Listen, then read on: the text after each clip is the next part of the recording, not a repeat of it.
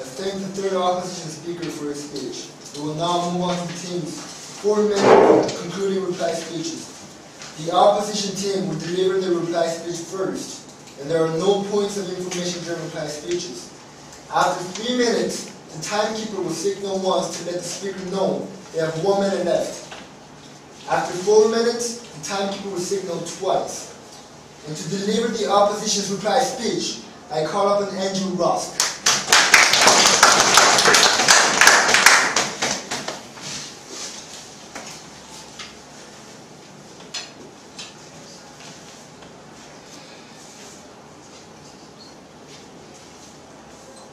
Every 8 seconds, a child dies from polluted water. Both teams in this debate have agreed from the beginning that this is horrible. However, on one side of the House today, you've seen a team pressure already hard done by nations to internalize their externalities and incur a direct cost as a result of developing clean industry. While on the other side of the House, you've seen a team argue that nations must develop at their own speed. On one side of the House today, you've seen a team argue that the emissions of the wealthy rest on the backs of the developing world. On the other side of the House today, you've seen a team argue that global polluters should take accountability for their actions. The proposition has presented a case that advocates for a noble cause with a horrible plan. We've seen a team present a case that doesn't actually reduce the emissions of the key global polluters, but rather harasses the finances of the world's most impoverished. On the opposition side, you've seen a team show you the problems with tide aid, and show you the inefficacy of the proposition plan, and show you why Team Korea is simply not to the right today. And that brings us to ask 2 questions to see where this bill really falls today. First, are developed countries entitled in withdrawing aid from developing countries? On the opposition side, we've shown you that forcing developing countries to sign on to agreements where they directly suffer costs, not only to dirty industry, but all of the other aspects of their economy as well, is simply hard paternalism and is consequently rather unethical. We further showed you that 8 out of the top 10 polluters are developed countries. And in fact, the 2 developing countries that are in this index, India and China, are either not applicable or are already making their own steps to improve. Team Korea responded and said, well, this situation is not mutually exclusive. However, they haven't actually explained how it is at all ethical for the developing world to incur the costs of developing green industry when any progress they do make is counterbalanced by the developing world. That is one of the burdens on Team Korea's side today. Furthermore, we've seen the point that clean industry is not directly linked with all development aid. That point stands on the opposition side. That point debunks the proposition case today. Second question, will restricting development aid work? Team Korea hasn't actually shown us a plan with any tangible global improvements that would occur from what they're proposing. They haven't actually shown us why any nation would sign on to the development aid deals that they're showing, or why their plan would have any tangible costs. Because after all, there's no direct enforceability. All developing countries are required to do is commit to a plan to possibly reduce their greenhouse gas emissions in the long run, and then they get their development aid back. So what we say on side opposition is even if what Team Korea stood for was ethical, it still does not work practically.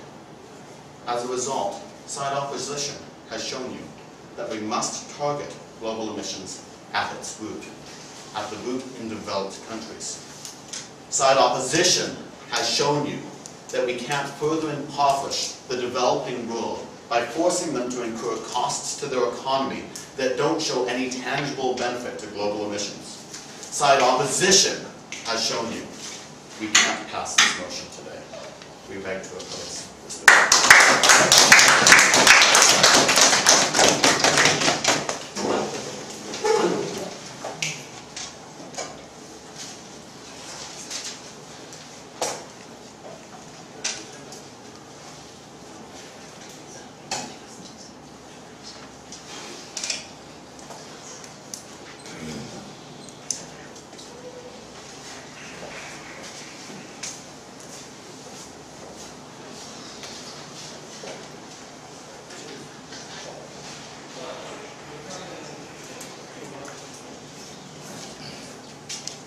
4 minutes and 5 seconds.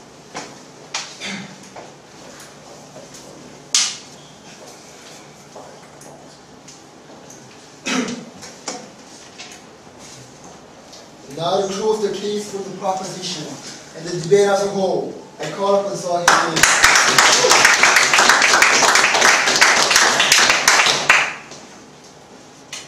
Ladies and gentlemen, Mr. Speaker, the focus of this debate was about 2 models of development. A model of development that Canada proposed, going like India, going like China, polluting as much as possible they can, and closing their eyes to the future cleanup costs. And on one side, you had a side that wanted to utilize the modern development that occurred in the 21st century, that wanted to have a balance between the environment and the economy.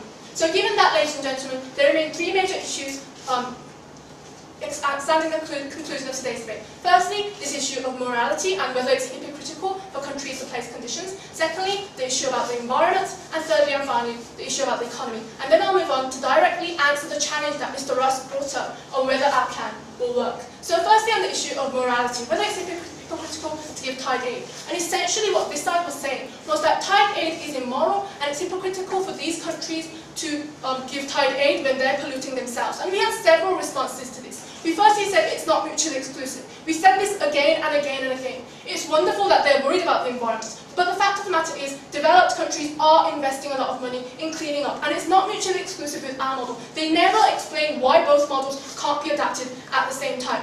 We gave examples of how tide aid is not always immoral, and we would say that we would have thought that if Canada was so concerned about morality, they would have addressed the issue of our first speaker, of how it's morally responsible for these countries to care about the environment and the health problems in the developing countries. Their plan means that they will sit there twiddling their thumbs while Zambia suffers from lead poisoning, while a child dies every 8 seconds because of water pollution. When we say it's hypocritical for the Western countries to argue that they will neglect this situation when we have experienced this same situation in the past. But moving on to this issue of the environment, ladies and gentlemen. Now this issue was never really dealt with Team Canada. Although we seem to have a general consensus that environment is an extremely important thing. All they said, ladies and gentlemen, was that it can be done later, we'll do it gradually. But the fact of the matter is, tectonic plates move gradually, ladies and gentlemen. And we have to initiate it now if we understand that there is a problem. We gave you the example of the countries who suffer from soil erosion, suffer from water pollution. They based their entire case on carbon emissions, ladies and gentlemen, which was extremely simplistic. They never dealt with the examples that we gave in the cases of Africa and Southeast Asia,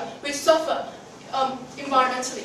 But moving on to the third issue about the economy. Now, ladies and gentlemen, their argument was basically that the economy will suffer because the multinationals will simply pick up their bat and ball and go home. But the fact is, we explained that the infrastructure that is already in these developing countries is difficult to move in the first place. And it's extremely simplistic of Team Canada to argue that these multinationals would all suddenly leave when the natural resources are actually in the developing countries, which are the resources that they have to capitalise on. And moreover, they never really dealt with the issue that we brought up in our second speech on how, in the long run, this makes more economic sense. The fact is, ladies and gentlemen, Wales actually does not have the ability to pay $100 million, as they assert, ladies and gentlemen. The fact is, because it's destroying agriculture, the lay person in developing countries are suffering because their primary source of income is curtailed because of environmental development. So now I'd like to answer the ultimate question that Mr. Rusk asked us. Will our plan work? We say absolutely, ladies and gentlemen. We're helping these countries to develop and not repeat the same problems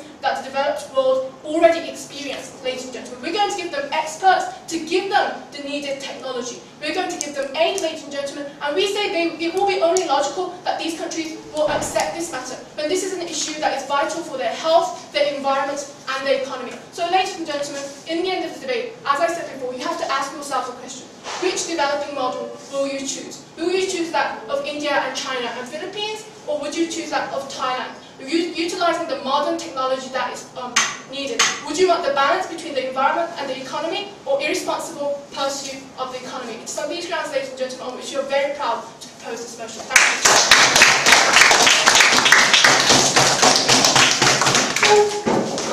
Thank